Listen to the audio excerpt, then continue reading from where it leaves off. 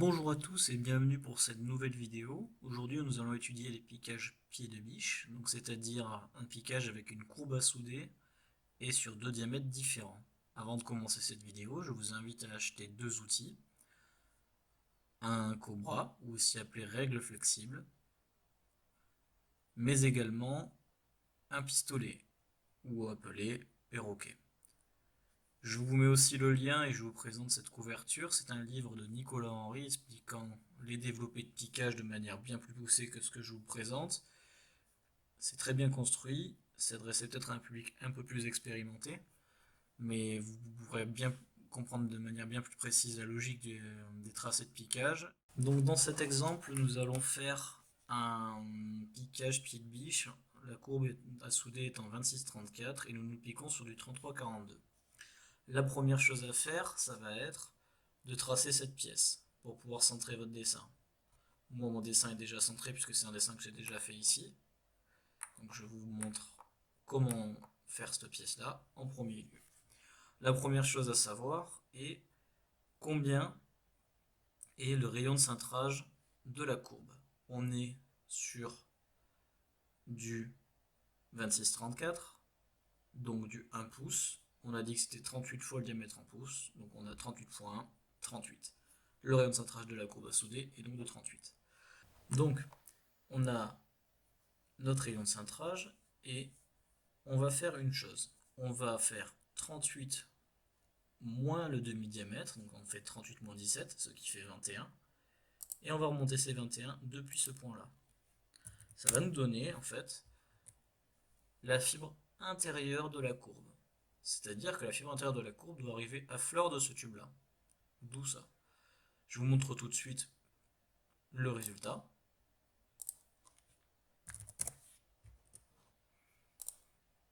Donc on a dit 21, 38, et donc après 38 plus 17, plus le demi-diamètre, 55. Voilà. Hop.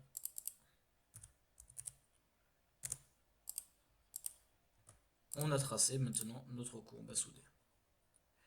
Il ne nous reste plus qu'à répartir nos points. Donc comme d'habitude, on trace nos cercles.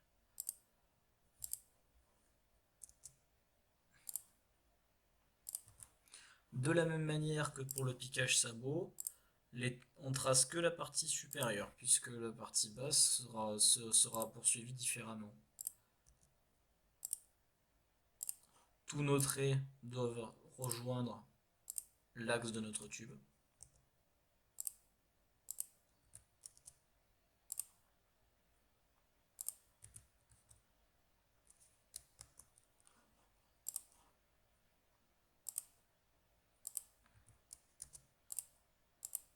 Voilà, je peux supprimer les cercles. On va maintenant poursuivre par découper le deuxième cercle.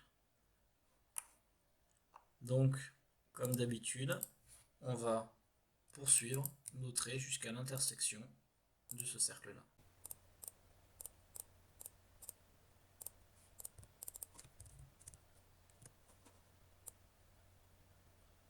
Voilà.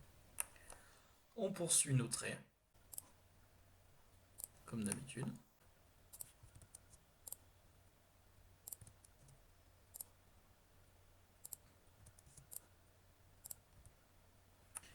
Et puis, on va en poursuivre aussi ces traits-là.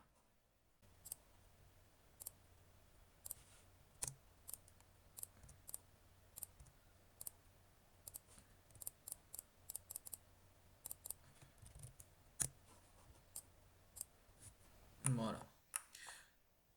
Maintenant, on va pouvoir tracer notre coupe vue de face. Avant tout, on va bien évidemment numéroter nos cercles. Donc nos cercles sont bien numérotés, on va pouvoir passer au tracé. Donc là, comme d'habitude, on va faire intersection par intersection.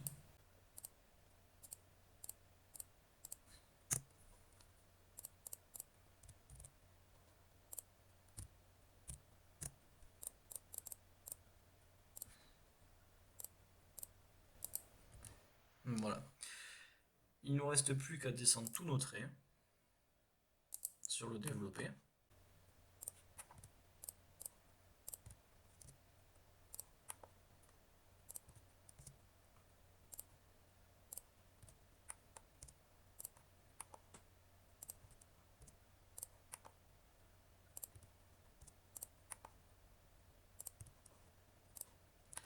Nos traits sont tracés, on trace l'axe de notre tube, et là, on va faire comme pour les piquages gueule de loup, c'est-à-dire, il faut prendre cette cote-là,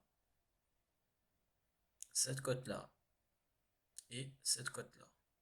Vous pouvez le faire à l'aide des réglés ou d'une règle flexible. Moi, j'ai un outil informatique qui me permet de le faire. Je vous montre tout de suite le résultat. Donc là, j'ai trouvé mes trois cotes. Il ne me reste plus qu'à les reporter de part et d'autre de ces axes-là. Donc on a en milieu 8,75.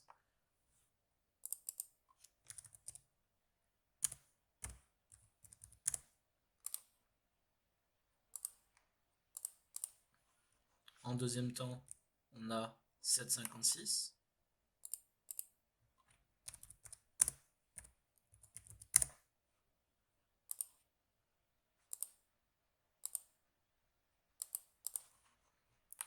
Et pour finir, on a 3,5.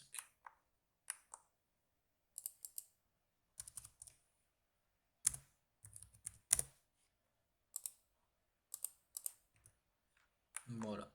Il ne nous reste plus qu'à relier tous les points et numéroter. Je vous montre tout de suite le résultat. Voici le résultat avec le développé. Tous nos traits sont faits, il ne nous reste plus qu'à appliquer les bonnes épaisseurs, c'est-à-dire 0,3 pour tout ce qui est trait de construction et axe, tout ce qui est contour développé en 0,7, le cadre de propreté en 0,7, le cartouche en 0,5, les écritures en 0,5. Je vous montre tout de suite sur l'image suivante le résultat. Je vous remercie d'avoir suivi cette vidéo et on se retrouve très bientôt pour une future leçon.